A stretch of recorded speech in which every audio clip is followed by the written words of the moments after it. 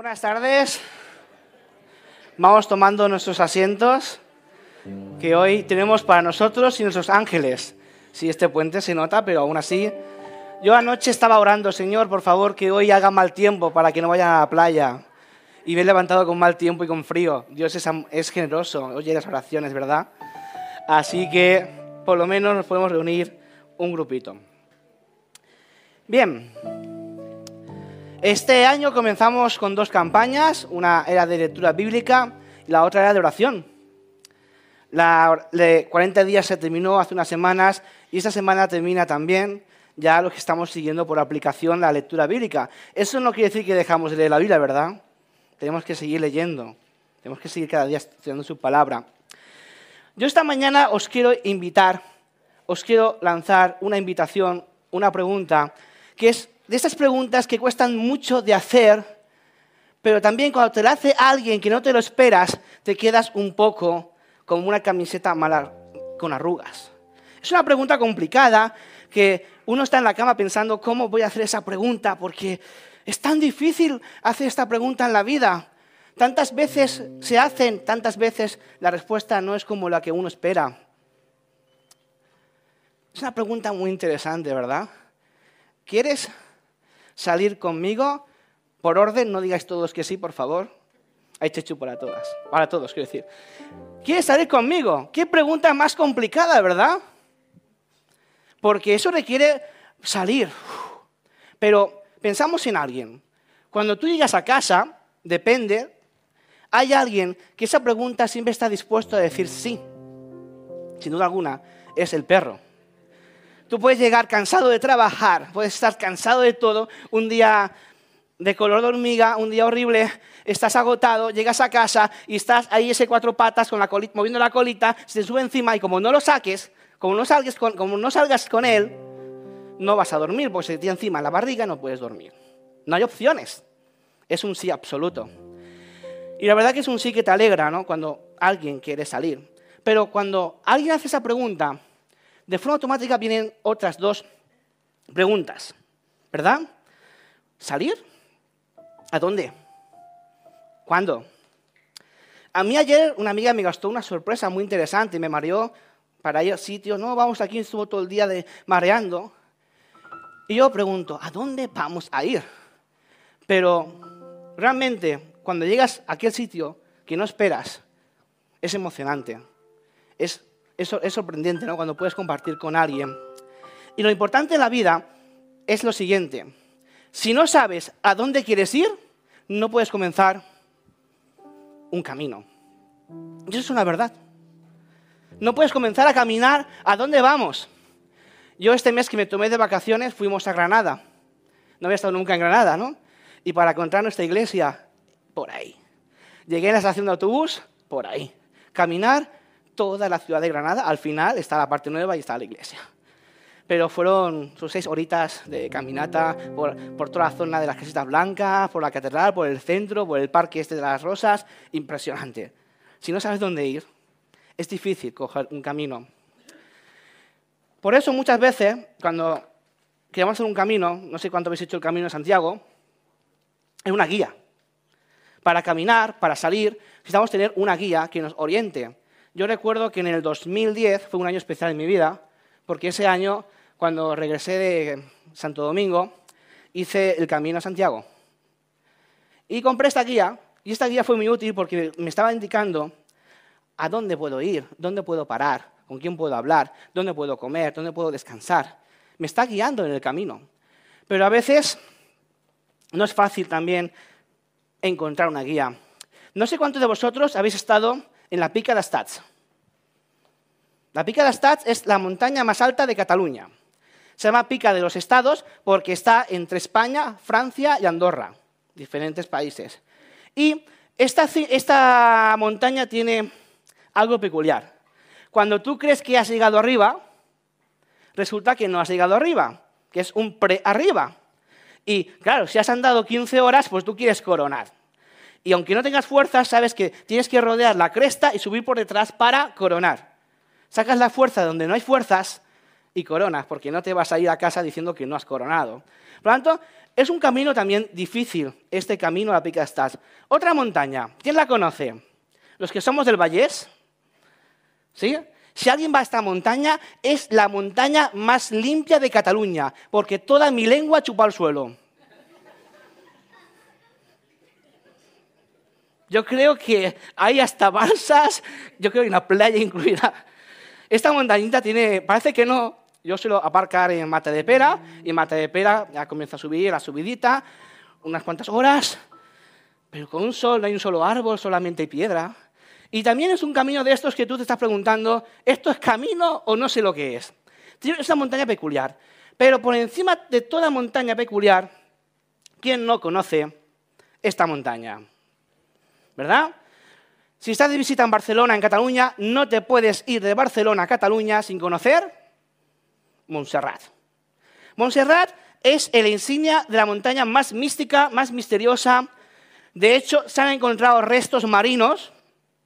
Y la pregunta que viene ahora, Chechu, ¿cómo es posible que en una montaña de miles de altura tenga restos marinos? Hello, vamos a la Biblia y encontramos que hubo un tiempo que había un diluvio universal. ¿Ves? Hay respuesta para todo en la Biblia. Y esta montaña, pues, también es un lugar de peregrinaje, es un monasterio, es un lugar de adoración para muchos creyentes. Se hacen muchos ritos y rituales súper interesantes a quien le interese. Aquí tenemos una imagen de Montserrat, que me encanta, ¿verdad? Montserrat, de ayer, no, está nevada, ¿verdad? Vemos que es un lugar bonito, es el monasterio. Es un lugar también, os recomiendo este museo, tiene un museo impresionante, el Museo de Monasterio de Montserrat. Pero ¿dónde yo quiero ir? Este es el camino que va por encima de toda la cordillera, las crestas. ¿Cómo ves este camino? Es un camino estrecho, que tiene sus caídas a los lados, y tú vas ahí, no hay ningún árbol tampoco, te dando el sol, y empiezas a caminar, y tienes dos opciones, te vuelves o sigues. Y al final te das cuenta, se está haciendo de noche y te puedes perder. Y yo recuerdo una vez que iba con unos amigos de excursión en Montserrat, y estábamos perdidos. Y al final nos tocó hacer algo que no es muy bueno hacer. Comenzar a escalar para poder llegar a donde está el monasterio, donde está el tren, ferrocarril, y regresar a casa.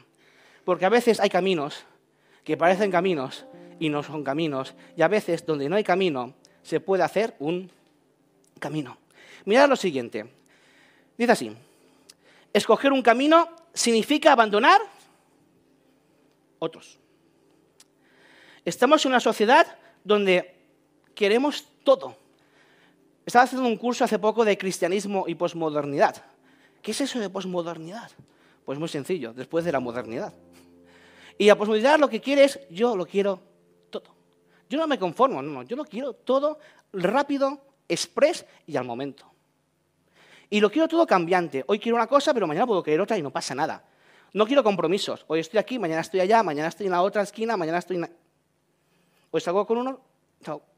Sí, fuera compromisos, fuera identidad, todo express. Esa es la sociedad donde tú y yo estamos viviendo hoy. Pero eso es real. Escoger un camino significa abandonar otros caminos.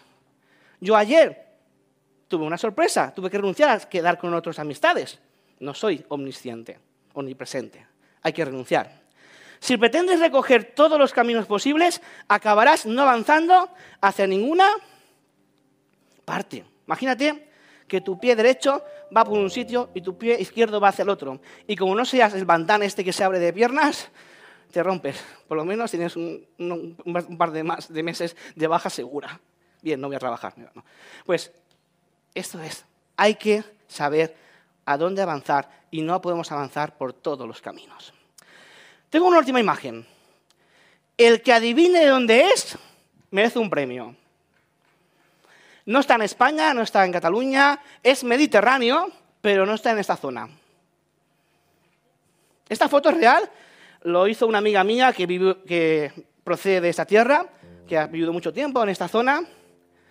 Una zona muy querida y muy respetada y muy amados por todos. Y esto pertenece a cerca de Tel Aviv. Es un camino que va de Israel a Tel Aviv. Y ese es el camino que se supone, y digo que se supone porque nadie, cuando hablamos de interpretaciones, siempre son interpretaciones porque nadie de nosotros ha estado allí. Nadie tiene... ¿Cuántos de aquí tenéis más de 2000 años? Bueno, yo el jueves cumplí unos cuantos años, 2000 no tanto. Joan cumplió casi 50. Bueno, no, se me ha escapado. Es decir, por mucho que cumplamos años, nadie tiene 2000 años. Por lo tanto, se supone que ese es el camino que unía en aquel tiempo Jerusalén con Emaús. Y ese es el tema que yo quiero compartir, este camino, esta excursión con vosotros en esta mañana. El camino de Emaús a Jerusalén. Si tenéis Biblias o si nos seguís desde internet, desde el portal que tenemos, podéis buscar la Biblia en Lucas 24, 13, versículo 35, y nosotros lo iremos leyendo aquí en la pantalla. Comienza así la historia. Dice así: aquel mismo día, 2 de ellos, de los discípulos, se dirigían a un pueblo llamado Emaús, a unos 11 kilómetros de Jerusalén. Vamos a poner un poco el contexto histórico, aunque todos somos muy sabios e inteligentes y lo sabemos. Pero si eres creyente o no eres creyente, o si conoces la Biblia o hace poco que la conoces, es bueno recordar algunos aspectos del texto bíblico. Bien, dicen que algunos de ellos son discípulos, ¿sí? Los discípulos son aquellas personas que lo dejaron todo.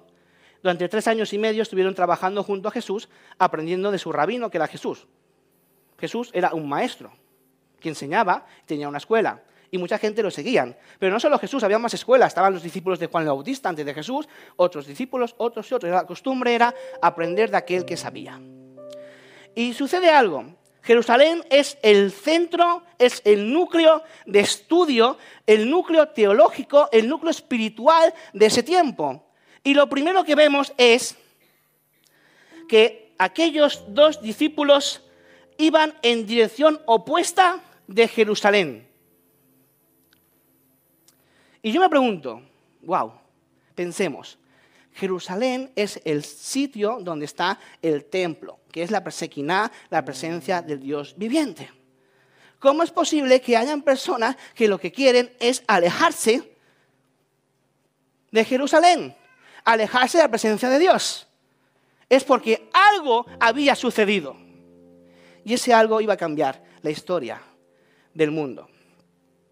Dice así: iban conversando sobre todo lo que había acontecido. ¿Qué es lo que había pasado? Sabemos en la historia que esperaban un Mesías. Y durante muchos siglos, muchos falsos Mesías venían proclamando ser el hijo de David, el libertador de Israel, de la opresión de Roma. Barrabás, ¿recordáis Barrabás? Era un falso Mesías. Pensaban que era uno de los Mesías que iba a liberar a base de la fuerza a Israel. Y habían confiado en alguien. Ese alguien era Jesús.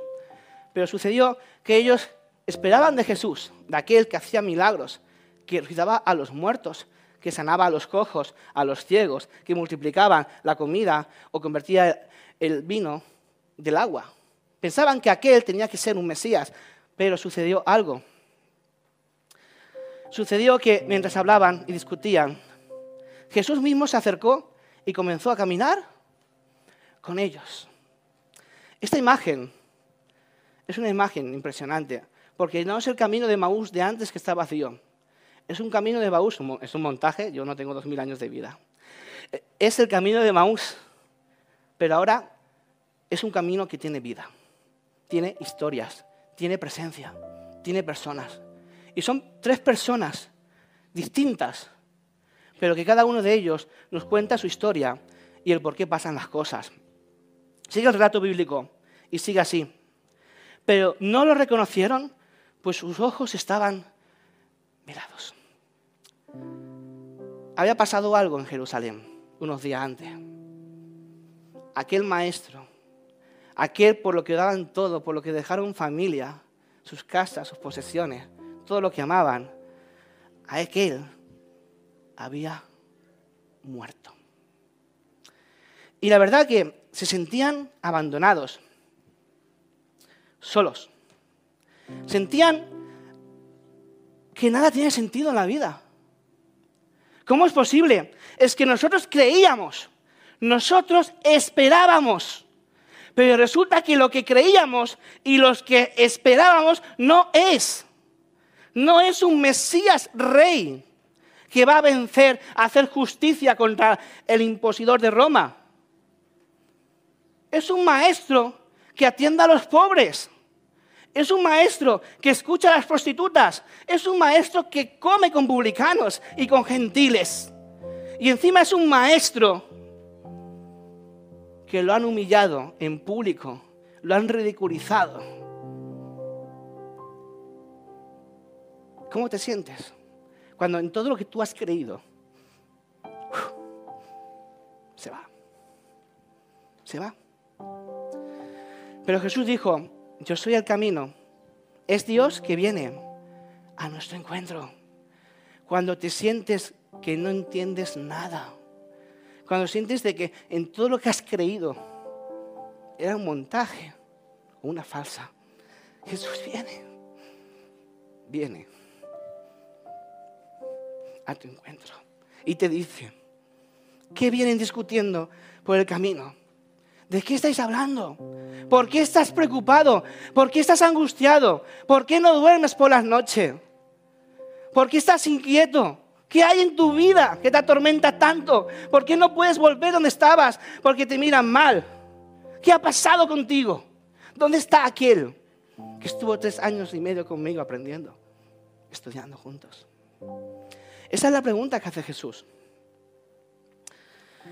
Se detuvieron cabizbajos y uno de ellos, llamado Cleofás, le dijo, ¿eres tú el único peregrino en Jerusalén que no se ha enterado de todo lo que ha pasado recientemente? ¿Verdad? ¿Cómo corren las noticias? Hoy en día, gracias a Internet. Yo ayer estaba en Instagram viendo, unos están en Tosa, otros están en Begur, otros están por ahí, otros están en Francia. Digo, madre mía, que todo el mundo, todos sabemos todo de todo, no hay secretos. De hecho, yo quería estar en secreto y Víctor no, Víctor apareció. Víctor, ¿por qué? No hay secretos. Yo reconozco, es mi culpa, no hay que publicar tanto en las redes sociales. Pero Jesús parecía que no se había enterado de qué iba la película. Y lo mejor de todo es que la película iba sobre él. A veces pasa, no nos enteramos las cosas que nos pasan a nosotros y los demás lo tienen que contar. Entonces ellos les dicen, ¿qué es lo que ha pasado? Le pregunta Jesús, cuéntame. Aquí Jesús me gusta porque le está mostrando interés. Jesús, yo me imagino a Jesús que se acerca a ellos, se arremanga un poquito, se pone cómodo y empieza ¿a qué? A escuchar. Cuando uno tiene un problema, queridos amigos, no es momento de decir, pecador, te lo mereces. No. Tú te la has buscado. No. Has cosechado lo que has sembrado. ¿Eso sabes quién lo hace?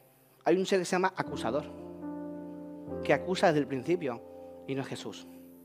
Es justamente el que tiene mucha envidia de Jesús, Lucifer. Jesús lo que hace es se acerca en silencio, porque Jesús no hace shows, Jesús no hace cosas para llamar la atención, sino que en silencio se acerca a ellos y le dice, contadme tus problemas, quiero escucharos, estoy aquí solamente para que me expliques qué es lo que te impide ser feliz hoy. Y entonces ellos comienzan a narrar algo que es un poco doloroso. Lo de Jesús de Nazaret. Empiezan hablando. Y siguen. Porque aquel Jesús de Nazaret lejano, aquel que ya no tiene nada que ver con nosotros, era, ¿el qué? ¿Un qué? Un profeta. Poderosos en obras y en palabras delante de Dios y de todo el pueblo. ¿Y Moisés? ¿Moisés no fue un profeta poderoso en obras? ¿No hizo milagros? ¿Elías?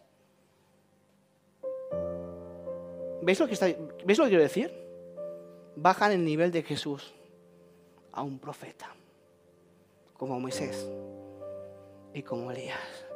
Pero amado pueblo judío, Jesús no es un profeta, es Dios, hecho hombre, es el Mesías prometido.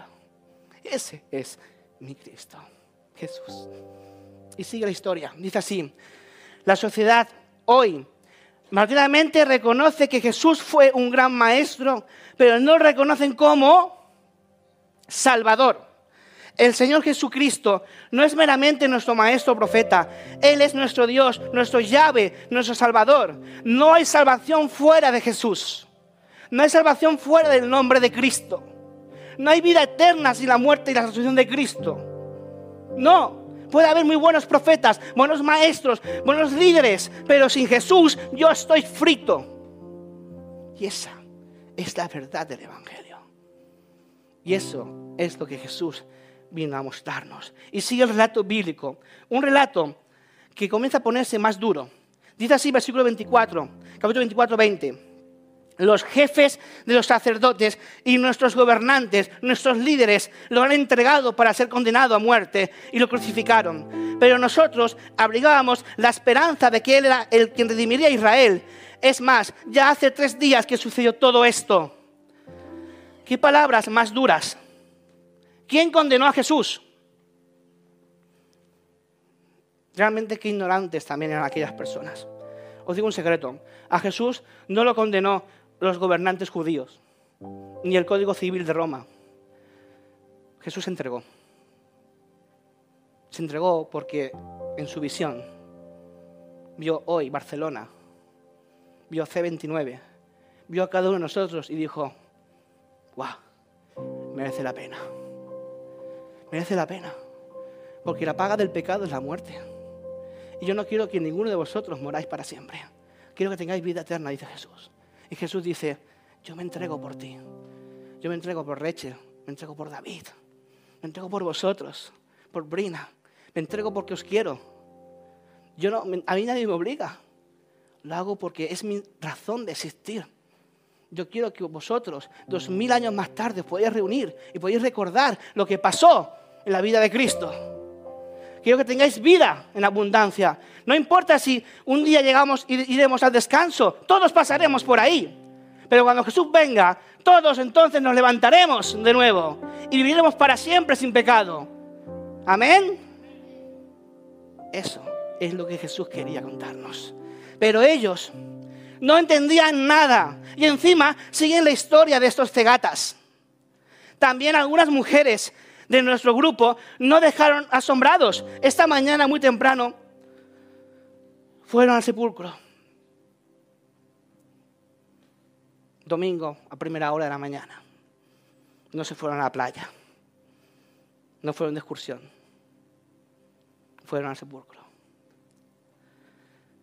Pero no hallaron su cuerpo. Aquel que todo ojo vio cómo sufría en la cruz. Aquel que todo ojo vio cómo gritaba: lava, lava, sabatami. Dios mío, ¿por qué me abandonas? Aquel que de la cruz gritó: Padre, perdónalos, porque no saben lo que hacen. Aquel que miró al ladrón en la cruz y le dijo: de cierto te digo, hoy estarás conmigo en el paraíso. Aquel que exclamó: Padre, a ti encomiendo mi espíritu. Aquel no estaba en la tumba. Wow, esto es impresionante. Cuando volvieron, nos contaron que se le había aparecido a unos ángeles, quienes les dijeron que Él está vivo. Algunos de nuestros compañeros fueron después al sepulcro y encontraron tal como le habían dicho las mujeres, pero a Él, dice el texto, que a Él no lo vieron. Y Jesús tenía muchas razones para decirles muchas cosas.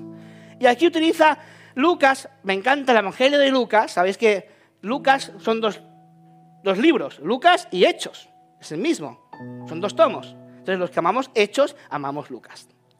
Dice así las palabras de Lucas sobre Jesús: ¡qué torpes son ustedes! Imagínate, dile que está al lado que... No. ¡Qué torpe! ¿Y qué tardos de corazón para creer todo lo que han dicho los profetas? ¿Acaso no tenía que sufrir el Cristo estas cosas antes de entrar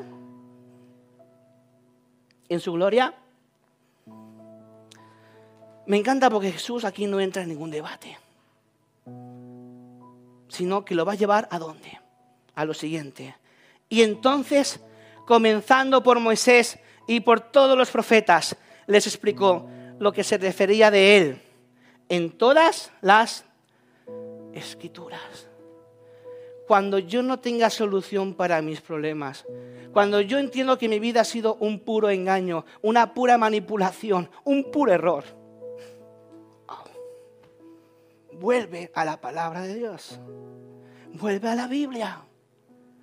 No metas otras escrituras, no metas otras enseñanzas, no metas otros supuestos profetas. Vuelve a la esencia de su palabra, porque Jesús los llevó a la revelación. Y ahí está toda la solución. Y comenzando desde el principio de una creación maravillosa, creados para vida eterna en armonía con Dios, pero que perdimos el derecho por desobediencia. Y un Dios que antes de la caída inventó un plan de salvación, un plan de rescate. Y Jesús dijo, si algún día mis hijos me abandonan, yo me entregaré por ellos y pagaré la paga del pecado, que es la muerte. Hubo una reunión en el cielo, una asamblea, y decidieron salvar a la humanidad. Y durante muchos siglos, mediante los profetas, todos los profetas, anunciaron a este Mesías, a este Salvador. Inventaron un plan de santuario donde tenía que traspasar mis pecados a un cordero inocente. Y llegó Juan el Bautista y dijo, he aquí el Cordero de Dios que quita los pecados del mundo. Se acabó. Ya no hay que matar más corderos. Ya no hay que hacer más sacrificio. Jesús lo hace por mí, porque toda la Escritura habla de él. Encontramos el emblema de Cristo Jesús y su crucifixión desde Génesis y a través de todo el Antiguo Testamento. Todas las profecías de la Torá, todas de la Tanaj, se cumplen en Jesús. Todas. La razón principal por la que hubo un Belén es porque habría un Calvario. Nuestra salvación depende únicamente ¿de qué? De Cristo Jesús, de su muerte en la cruz y de su resurrección. Muchas veces hablamos de la muerte de Jesús, pero ¿por qué celebramos el domingo? ¿Qué pasó el tercer día? Jesús resucitó. Y por eso saltamos, cantamos, alabamos y adoramos. No hay que tener miedo de expresar los sentimientos. Estamos felices de que tenemos un Dios vivo, un Dios para vivos y no un Dios de muertos, un Dios que venció la muerte y que hoy está entre nosotros. Al acercarse al pueblo, a donde se dirigía Jesús, hizo como que se iba más lejos. ¿Cómo es Jesús? Le hace una predicación de 80 horas de toda la palabra conocida. Ahora que ya he hecho la predicación, yo me voy, os dejo. Adiós. Pero ¿sabéis? Pasaba algo. Estas personas habían sentido que nunca nadie, jamás, le había hablado como este forastero. Que por muy eruditos que eran, por muchos que habían estado 3 años y medio con Jesús, pero como su corazón no estaban escuchando a Jesús, sino en lo que podían sacar de Jesús. ¿Me explico? Muchas veces seguimos a Jesús por el interés. Por el interés te quiero, Andrés. No, te quiero igualmente, vecino. Pero venimos a la iglesia a ver qué bendición me da. Vengo a la iglesia porque tengo un familiar enfermo y quiero que sane. Voy a venir a la iglesia, voy a orar y Dios va a actuar porque yo voy a manipular la voluntad de Dios. ¡Wow! No, así no funciona. ¿Dios tiene poder? Tiene poder. Pero Dios sabe más que yo. Cuando yo no discuto lo que hace Dios o lo que deja de hacer Dios. Él sabe lo que tiene que hacer. Y muchas veces buscamos a Dios como si fuera el genio de la lámpara de Aladín. Cojo la lámpara, la froto y entonces viene Dios, concédeme 3 deseos. Claro que sí, 3 deseos te voy a conceder. Quiero ser rico, quiero ser guapo y quiero ser popular. Entonces, y es bachecho. No, ¿verdad que no? No funciona así. No es un genio. No busco a Dios por lo que Él me puede ofrecer. Busco a Dios a pesar de lo que Él me puede ofrecer? En esta conversación, ¿Jesús hizo algún milagro? ¿Jesús no sanó a nadie? ¿Jesús no resucitó a nadie? ¿Jesús no multiplicó nada? Solamente acompañó y los llevó ¿a dónde? A la Escritura. Porque hoy la iglesia de Cristo es la iglesia de la palabra. Ahí está toda revelación de Dios. Y aprendemos de las historias de estas personas. Y las compartimos y testificamos a los demás de lo que cómo ha actuado esto en mi vida. Y dice el texto, Jesús se va alejando. Pero ellos insistieron, quédate con nosotros, queremos más.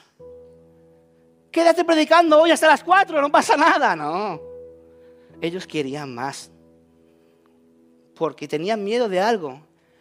Porque si tú te vas, volveremos a sentir el dolor que teníamos antes, cuando estábamos huyendo de Jerusalén. Cuando nos sentíamos engañados, frustrados, manipulados. Cuando sentíamos que toda mi vida había sido un error. Cuando sentía que ya nada tiene significado. Si tú te vas, ¿qué será de nosotros, Señor? No queremos volver a lo de antes.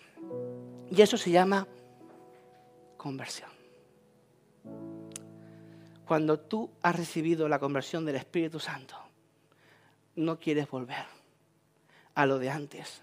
Y tomas una decisión en tu vida. Y la decisión es aceptar a Jesús como Mesías, como Salvador de tu vida, como tu Redentor, como tu Restaurador. Quédate con nosotros, que está atardeciendo, ya es casi de noche, así que entró para quedarse con ellos, y luego estando con ellos a la mesa, tomó el pan, lo bendijo, lo partió y se lo dio. Dice el texto, entonces se le abrieron los ojos y reconocieron, pero entonces Jesús desapareció. Qué triste. Por fin hemos encontrado al Mesías, porque solamente aquel que puede volver de la muerte puede ser un Mesías. ¿Y ahora qué hace Jesús? ¿Alguna vez te has preguntado por qué Jesús desapareció? Yo no. Pero ayer una persona me lo preguntó y tuve que dar una respuesta. Y claro, esa respuesta fue más momentánea que la que voy a dar ahora. Si me estás escuchando. No. ¿Por qué Jesús desapareció? Porque Jesús ya había hecho su trabajo. Y ahora le tocaba a estos 2 discípulos expandir este mensaje mesiánico a todo el mundo, hasta el día de hoy, a cada uno de nosotros. Y hoy tú y yo somos estos discípulos. Se decían uno al otro, ¿no ardía nuestro corazón mientras conversaban con nosotros en el camino y nos explicaban las Escrituras? Yo no sé si aún está pasado estar en una predicación y sentir fuego en tu corazón. Yo sí lo he sentido. Yo recuerdo el primer domingo que vine hace 29. Por eso me quedé. Sentía a Dios hablando. Dije, aquí tengo que estar yo. Claro que sí. Amén, claro que sí que amén. Y dice que es como un fuego. Cuando hablaba con nosotros y nos explicaba el qué. No sus historietas. No los milagros. No las bendiciones. Nos explicaba el qué. La palabra de Dios. Las Escrituras. Y dice el texto, y me gusta mucho, al instante se pusieron de pie en camino y regresaron a Jerusalén. Estos 2 discípulos cansados en el camino, estos 2 discípulos agotados, que estaban desengañados de la vida, que pensaban que todo había sido un fraude, una mentira, una estafa. Cuando realmente se encuentran en la palabra, ¿quién es el Cristo revelado? Dicen que al instante, casi sin comer el pan que Jesús les dio, casi sin tomar el vino, porque andaría un poquito, casi sin nada, regresan corriendo a Jerusalén. Yo no he estado en este camino todavía, un día lo quiero estar, pero mi amiga me comentaba que es un camino parecido a la mola. Te aseguro que yo no haría este camino anocheciendo y cansado. No. Pero ellos dicen que regresan. Y la pregunta es, ¿por qué regresan a Jerusalén? Dice así: no hay nada que no pueda ser perdonado por la obra de Cristo cuando nos arrepentimos y regresamos a Él. No hay pecado que no pueda ser perdonado, cancelado por la obra del Calvario. Esta es la historia de dos hombres que están huyendo de la religión de la cruz, de la religión del sufrimiento, de la religión de la persecución, de la religión de señalarte, de la religión de la burla. No quiero esa religión yo para mí. Están huyendo. Pero cuando descubre que Jesús camina contigo cuando se burlan de ti, wow. Que Jesús está a tu lado cuando nadie te entiende. Que Jesús está a tu lado cuando renuncias a lo que más ama. También. Wow. Cuando te arrepientes, dice que no hay nada que pueda evitar la obra del Calvario de Jesús en la cruz. El arrepentimiento consiste en un cambio de mente, una metanoia, que resulta en un cambio de actitud hacia el pecado, hacia el ego, hacia el Salvador, hacia la salvación. Y esto es una evidencia por un cambio ¿de qué? De acción. Aquellos que están cansados del camino cambian la acción, comienzan a correr de nuevo hacia Jerusalén para proclamar el evangelio de Cristo resucitado. Amén. Y ese es nuestro mensaje hoy para Barcelona, querida iglesia. Jesús resucitado, Jesús victorioso, el que viene como Rey de Reyes para darnos su victoria a cada uno de nosotros en esta ciudad. Y allí encontraron a los 11 y a los que estaban reunidos con ellos. Es cierto, decían, el Señor ha resucitado y se ha aparecido a Simón.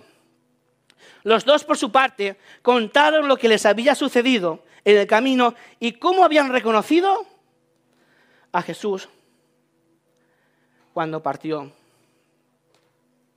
el pan. Esta pregunta también me la hicieron ayer. ¿Por qué cuando parten el pan? ¿No pasa que a veces hay una persona que hacen preguntas que tú nunca te has preguntado?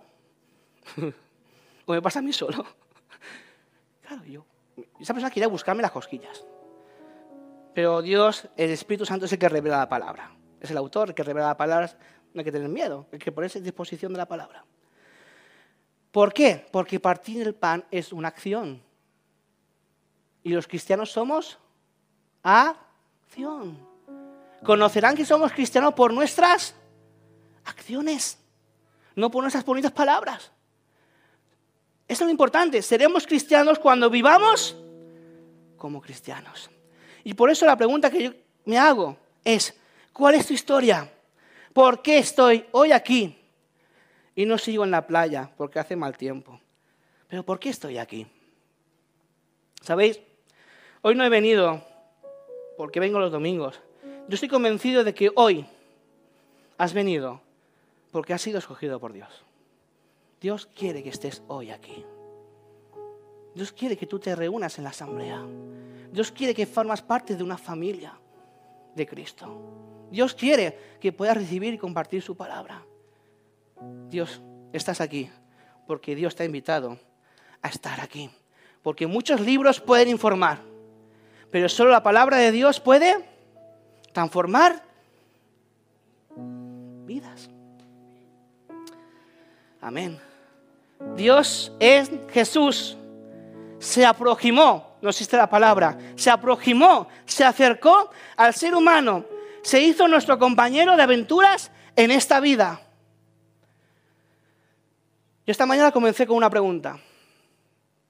La pregunta fue: ¿quieres salir conmigo? Os dije que aparte de mi perro, que siempre dice sí, los demás muchas veces son no. Pero ahora la pregunta no la hago yo. Imagínate que ahora la pregunta la hace ¿quién? Jesús. Y Jesús te dice esta mañana: ¿quieres salir conmigo? Porque si sales conmigo, este camino de dudas, este camino de angustia, este camino de desorientación, este camino de miedo, se convierte en un camino de gozo, en un camino de alegría, en un camino de victoria, porque al descubrir a Cristo en su palabra, yo sé, spoiler, al final Dios vence. somos del bando vencedor, aunque tengamos problemas. Somos del bando, somos aquel bando que va a estar sentado en el 7º trono. Lo que no veis Juego de Tronos no lo pilláis. Somos el bando que vence, ¿verdad? Lo digo. Tenemos la victoria, porque esta victoria la encontramos en Job 19. Dice así: yo sé que mi Redentor vive y que al final triunfará sobre la muerte. Y cuando mi piel haya sido destruida, todavía veré a Dios con mis propios ojos.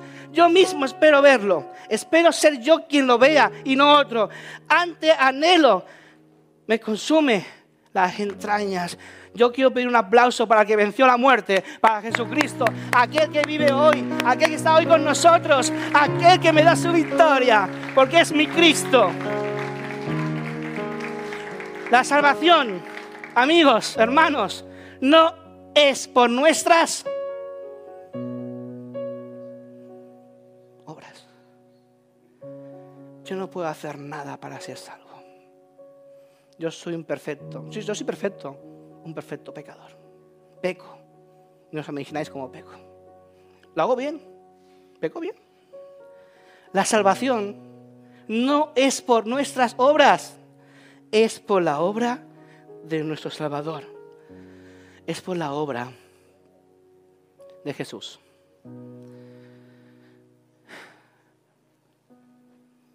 Este camino no es un camino cualquiera. Hoy hemos caminado juntos un camino donde hemos recordado algo muy importante, y es que Jesús viene a nuestro encuentro, que Jesús nos ama. Y aunque alguna vez hayamos podido huir de Jesús, aunque alguna vez yo haya podido conocer a Dios, pero circunstancias de la vida que no entiendes, te apartas, huyes de Jerusalén. Cuando estás huyendo, Jesús viene a tu encuentro y te dice: hey, ¿cuál es tu preocupación? ¿Qué te está pasando? ¿Por qué estás huyendo? Cuéntame tu problema. Aquí estoy para escucharte. Aquí estoy para no abandonarte. Aquí estoy para revelarme como tu Dios y tu Salvador. Y yo pienso que aunque todos seamos creyentes, si todos somos creyentes, alguna vez hemos podido dudar de Dios y caminar hacia Emaús para salir de Jerusalén. También pienso que a lo mejor alguien hoy vino, y esto de creer, pues oye, más o menos yo creo, pero es que nadie nunca me ha explicado nada. Yo no sabía nada de esa historia, todo me suena a japonés, a chino, a coreano. ¿Cuántas lenguas? Todo me suena raro. Pero yo quiero conocer a este Jesús. Antes el Rachel lo anunciaba. Si alguien todavía no ha tomado su decisión de ser bautizado, busquen a Rachel, hablen con la pastora. No demores tu decisión. Déjate informar por lo menos, ¿sí? Y esto es lo importante. La tumba de Jesús está vacía. Y la tumba de Jesús está vacía para que tu tumba y mi tumba el día de mañana también estén vacías. Por eso yo te pregunto, ¿estás seguro de ir al cielo? Sí. Jesús lo hizo todo. Solo tengo que aceptarlo. Solo tengo que aceptar el regalo, el don de gracia que me da. Solo tengo que amarlo. Y quiero terminar esta mañana. Me gustaría que ponemos todos de pie, por favor, para dar las gracias a Jesús. Para decirle a Jesús, gracias por tu sacrificio, por acompañarme en este camino. Maravilloso Señor y Jesús, Salvador. Esta mañana tu pueblo te da las gracias porque sentimos tu presencia. Porque a veces estamos caminando en caminos difíciles, como puede ser subir la Pica d'Estats, la Mola o Montserrat. Caminos que nos cansan, caminos que no sabemos ni dónde vamos en la vida, que comenzamos a caminar, a correr y estamos perdidos. Pero tú, Señor, esta mañana estamos seguros de que has venido a nuestro encuentro, Señor. Y si somos este grupo de personas que te conocemos, pero que en algún momento de la vida hemos dudado, o que ahora mismo, Señor, estamos dudando por lo que sea, porque las circunstancias de la vida nos nublan la vista, yo te pido que en este momento tú abras nuestros ojos, Señor, para que te podamos sentir y saber que tú eres real, que eres nuestro Padre amante, nuestro Salvador, nuestro Creador, nuestro Rescatador, Señor. Y si, Señor, si todavía no te hemos conocido o todavía no hemos hecho este paso de aceptarte como Salvador, Señor, queremos y creemos que merece la pena dar este paso, Señor. Queremos reconocerte como Salvador, como Dios y como Señor de nuestras vidas, Señor, en esta mañana. Acompáñanos, Señor, que es en el nombre de Jesús. Amén. Amén.